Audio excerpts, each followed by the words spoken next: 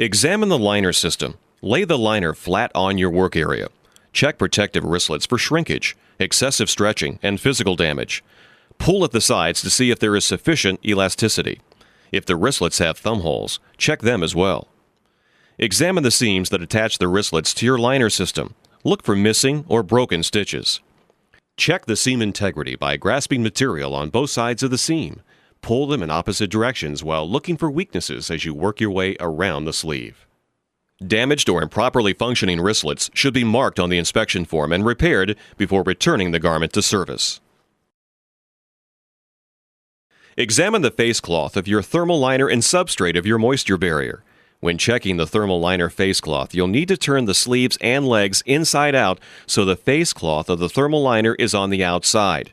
Inspect all seams, looking for broken or missing stitches. Check each seam's integrity by grasping material on both sides of the seam and pulling in opposite directions. As you pull, look for weak areas where the seam separates and opens. Note the location of the weak areas on your inspection form.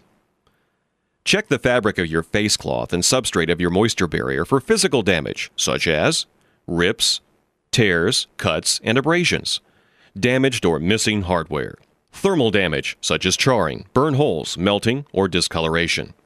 Give extra attention to locations that correspond with damage discovered on the outer shell. If you find any, note it on the inspection form. Discoloration, significant changes in material texture, and loss of material strength can be signs of UV, heat, or chemical degradation. If you discover any damage on the face cloth of your thermal liner or on the substrate of the moisture barrier, document it on the inspection form and mark it for either additional testing or repair. You also need to perform a light evaluation on your liner composite. It is helpful to have a person assist you. You will also need a light source that provides enough light to show changes in the thickness of the liner materials. It should not produce enough heat to damage the liner composite. The light's bulbs should not make direct contact with the liner composite, and it needs to be able to fit into the sleeves of your coat. In this example, the inspector is using a fluorescent trouble light.